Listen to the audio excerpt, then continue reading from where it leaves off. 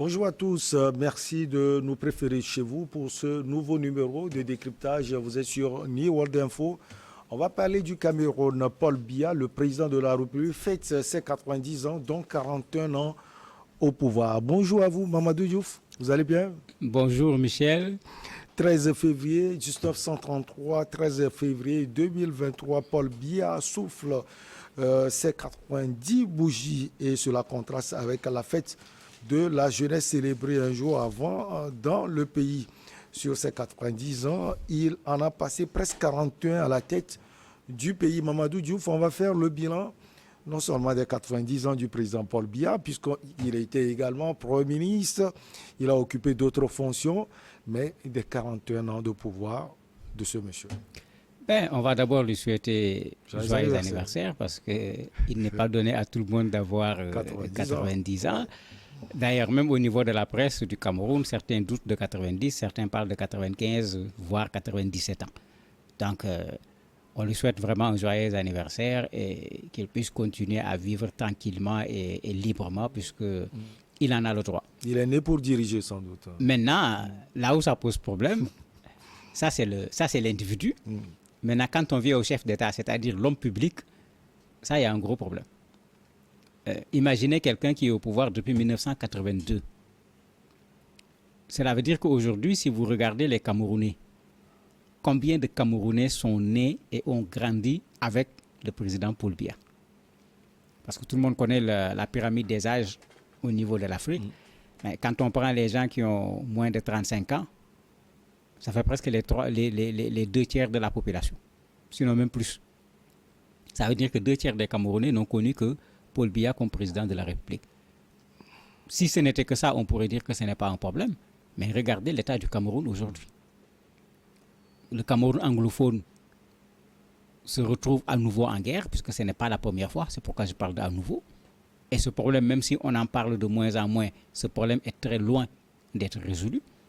Regardez le Cameroun sur le plan démocratique. On a organisé des élections. Qu'est-ce qu'on a fait du candidat qui a contesté les résultats? Maurice Kamto. On a attrapé Maître en prison. Et il contestait sur des bases qui étaient quand même des bases qui méritaient qu'on l'écoute au moins. Mais on a préféré l'embastiller au lieu de l'écouter et de voir si ses preuves sont véritablement valables ou pas. D'ailleurs, ses proches sont toujours en prison. Bien sûr. Ça que par exemple, Olivier. Malheureusement, quand on attrape le leader, la réaction internationale, la réaction nationale est beaucoup plus forte que quand on attrape les militants. Donc pour desserrer les taux, on laisse le chef et puis on garde les autres. Rappelez-vous ce que Gbagbo disait en Côte d'Ivoire. Effectivement, quand vous laissez le chef, laissez également les autres. Mais malheureusement, pour les autres, parce qu'ils sont moins connus le plus souvent, la pression n'est pas la même que quand il s'agit du chef. Regardez ce qui vient d'arriver à notre confrère journaliste. Martinez Ogo. Tué de la façon la plus sauvage. C'est même difficile de raconter ce qu'on lui a fait. Tellement c'est barbare. Mais si c'est ça un régime, mais il y a problème. Quand on a fait 40 ans de pouvoir, la logique voudrait qu'il ait tellement d'expérience dans l'exercice du pouvoir, qu'il ait pris contact avec tellement d'autres personnalités à travers le monde, qu'aujourd'hui, s'il se met sur ses 40 ans de pouvoir, mais qu'il soit capable de faire mieux que tout le monde. Mais n'oubliez pas qu'il a des partisans jusqu'à présent. Ouais. J'en ai lu un et je souriais, il disait que lui, il a 90 ans, c'est 90 ans de sagesse, c'est 90 ans d'expérience, c'est 90 ans de connaissance. Et tous vont se converger vers son village. Nouveau-Mécasse, c'est son village qui est à 250 km environ de Yaoundé, la capitale politique, où justement d'autres compatriotes vont massivement se converger pour fêter sans doute. Quelqu'un qui a 90 ans mérite vraiment un anniversaire. Mais quand dans les 90 ans, on a fait 41 ans au pouvoir, il y aura des Camerounais qui n'iront pas à cet anniversaire. Et moi, je soutiens ceux qui n'y vont pas. Parce que trop, c'est trop. 40 ans au pouvoir, c'est trop. La deuxième chose, regardez l'état physique du président camerounais aujourd'hui. On l'a vu sur l'image tout à l'heure. Pas seulement sur l'image. Ici, l'image est fixe. Rappelez-vous sa dernière sortie à l'international. Regardez comment il marchait. Regardez quand il demandait aux gens, mais ceux qui sont ici, là, ils sont là pourquoi? sais pas si vous avez vu cette image-là, parce qu'on retransmettait en direct. Il était là pour présider à une chose et il se demandait ceux-là sont ici pourquoi. Mais ça veut dire que quelque part, il y a l'effet des 90 ans sur la lucidité du président camerounais. Il faut qu'on ait le courage de dire les choses comme elles sont. À 90 ans, on n'est plus en possession de toutes ses facultés, ni sur le plan physique, ni sur le plan intellectuel. Et en Afrique, aujourd'hui, on a besoin des gens ayant toutes leurs facultés parce qu'il y a tellement de choses à faire que ce n'est pas quelqu'un qui a 90 ans qui peut conduire la barque Afrique aujourd'hui, quel que soit le pays. Rappelons-nous Mugabe. On a vu comment son fin de règne, la fin de son règne s'est passée. C'est les mêmes choses qu'on voyait. Mais il faut que lui-même, il facilite la tâche à tout le monde. Parce qu'en fait, c'est ça qui nous manque. Mais le pape décédé il n'y a pas longtemps, qui lui a dit de laisser le pouvoir? C'est lui-même. Pourquoi? Il est fatigué. Mais il a considéré qu'il n'était plus en mesure d'assumer ses fonctions. Alors que là-bas, ce n'est pas de la démocratie, ce n'est pas des élections, ça n'a rien à voir avec ce que nous faisons. Mais il a dit, mais attendez, je dois être là pour pouvoir être au service, pour pouvoir servir. Je n'ai plus toutes les capacités pour pouvoir le faire, mais je vais rendre la responsabilité à ceux qui m'ont confié cette responsabilité. Mais qu'est-ce qui empêche à nos présidents, quand on arrive dans cette situation, de faire exactement la même chose? Malheureusement, vous avez plein de troubadours autour qui ne seraient devenus absolument rien sans le chef, qui vont vouloir garder le chef pour garder leurs privilèges. On l'a vu en Guinée avec l'ancien président qui est venu pour voter. On a pris les urnes, faire quitter les urnes du bureau de vote pour l'amener au niveau de la voiture du président pour que le président vote, parce qu'il n'était pas capable de descendre de la voiture et d'aller voter. Et s'il l'avait fait, on allait voir son état de santé. On l'a vu avec le président algérien, candidat sur son fauteuil roulant. On le voit en Guinée équatoriale avec Teodoro Obiang-Nguema. Mais quand est-ce que l'Afrique va sortir maintenant de cette situation où finalement on n'y comprend plus rien? Même quand c'était le temps des rois, même les rois avaient quand même parfois cette valeur de dire mais attendez mon fils, moi j'en peux plus, il faut que tu viennes prendre les rênes du pouvoir. Mais on ne voit pas ça. Et pendant ce temps, au niveau du Cameroun, puisqu'on sait qu'à 90 ans, il fait plus partie de l'histoire que du futur, ceux qui sont autour de lui... Ils font la lutte des clans. Ah mais bien sûr. Ils sont en train de se manger entre eux parce que chacun veut prendre la place du chef.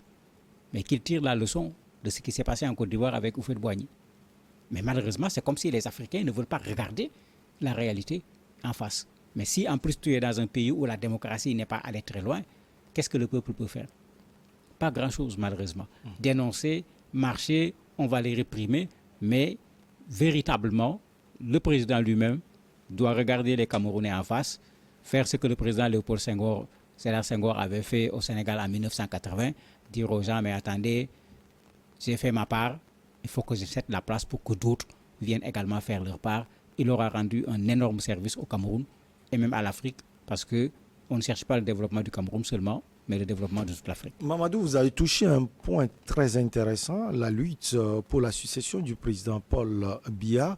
On parle de plusieurs clans. On parle du clan Chantal Biya, sa femme, du clan Franck Biya, son fils et d'autres clans également autour de puissants hommes d'affaires, puissants politiques de ce pays.